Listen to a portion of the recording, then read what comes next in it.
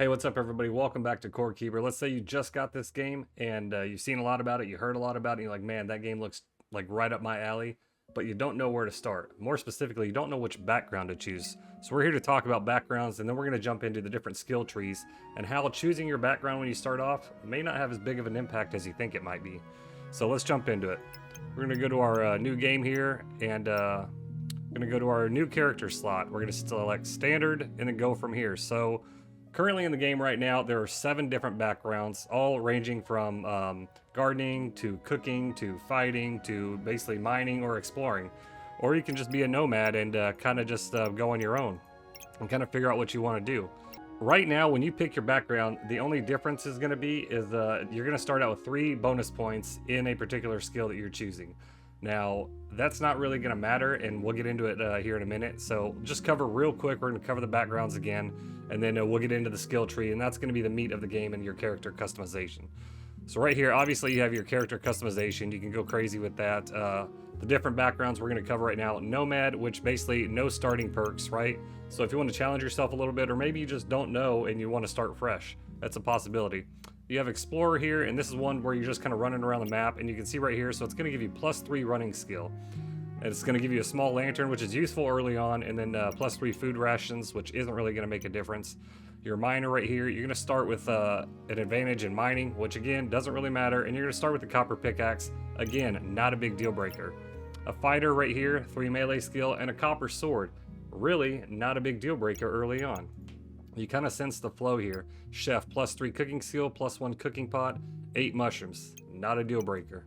Gardener, +3 gardening skill, +1 copper hoe, and a watering can. Not a deal breaker. Now here we get to the fisherman, right? +3 fishing skill, cool, not a deal breaker. +1 wood fishing rod. Now currently, from what I've seen, there are no ways to craft a wood fishing rod.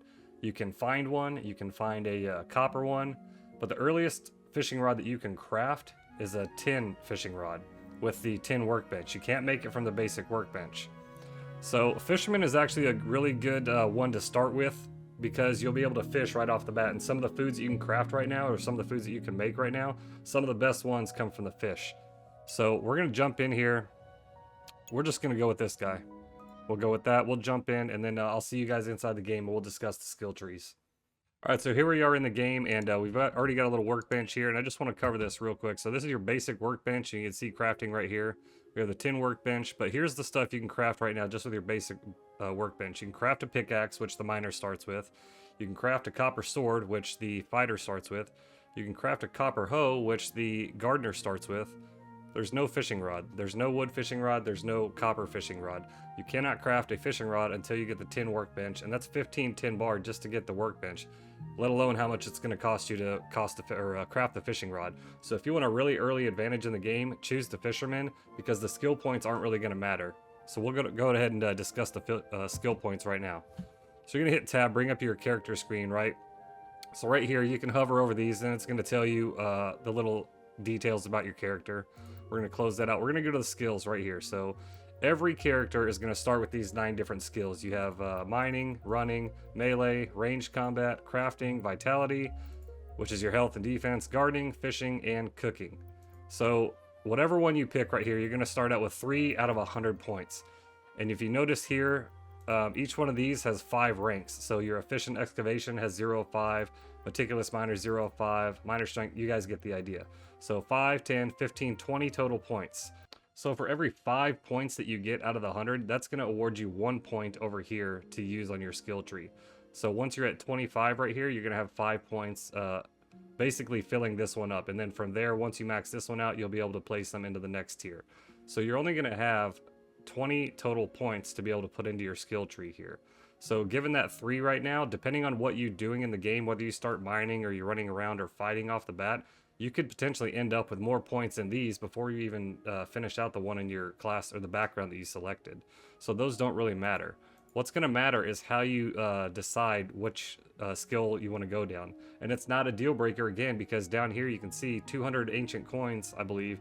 You can respec what your points are in here, which will give you back all your points, and then you can go down a different route. So that's where it's going to get into how you're really customizing your character. Whatever class you pick right off the bat isn't going to really matter aside from fisherman, because then you start out with a fishing rod, and once you find some water, you can jump right into fishing, as opposed to the other classes where you can mine and stuff like that or fight, but you can go ahead and craft those items right here. So taking a little deeper dive into the skill tree here, like I said, so mining, you're going to start with efficient excavation, which is plus 2% mining damage, and that's going to go up to 10. So for every point you put into that, you're going to get an extra 2% mining damage. Same thing down here. Everything's basically going to go up by 5. So down here, Meticulous Minor, it starts out with a plus 5% chance to gain an additional ore from walls containing ores. That's going to go, with every point you put into it, it's going to go up by 5%. Same here, it's going to go plus 2, and then plus 2 all the way up to 10. Same here, 2% up to 10%, 3% up to 15%, I believe, and then 4% up to 20% there, 4% up to 20%, and 0.2 all the way up to 1% chance to drop a valuable item from any mined wall.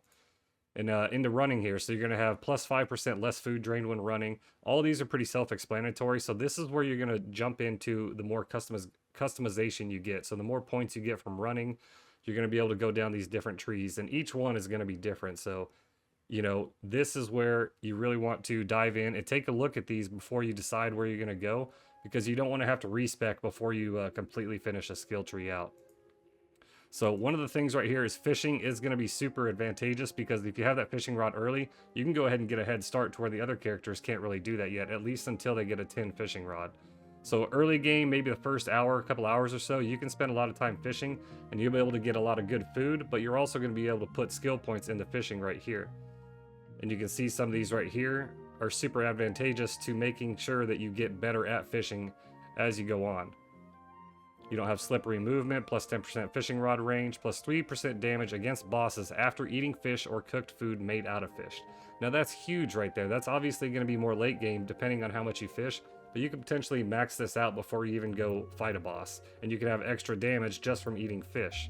And that's if you max that out by 5, so 3 times 5, 15, you can have an extra 15% damage against bosses, which will really help you out early game and end game. Plus 2% of fishing added as ranged damage, well-trained aim. So I'm not saying your classes really matter unless you're going to go with fisherman, because then you'll have a leg up on the rest of the competition in terms of increasing this and being able to get the better food early on. So your background really doesn't matter. What's going to matter is how you divvy up those skill points, and depending on what skill tree you want to go down. But again, it doesn't matter from there either, because you can always respec later once you're able to get at least 200 ancient coins. So that's all we got for this video, guys. Hopefully it was really helpful. So jump in there, start exploring, start mining, start taking down these bosses, and really enjoying the game. So thank you guys so much for watching. Like, comment, subscribe if you haven't already. We'd love to have you join the community, and stay tuned for more Core Keeper videos, because we're going to be playing this a lot. And that's about it. So take care of yourselves, take care of each other, and as always, stay original, my friends. Later.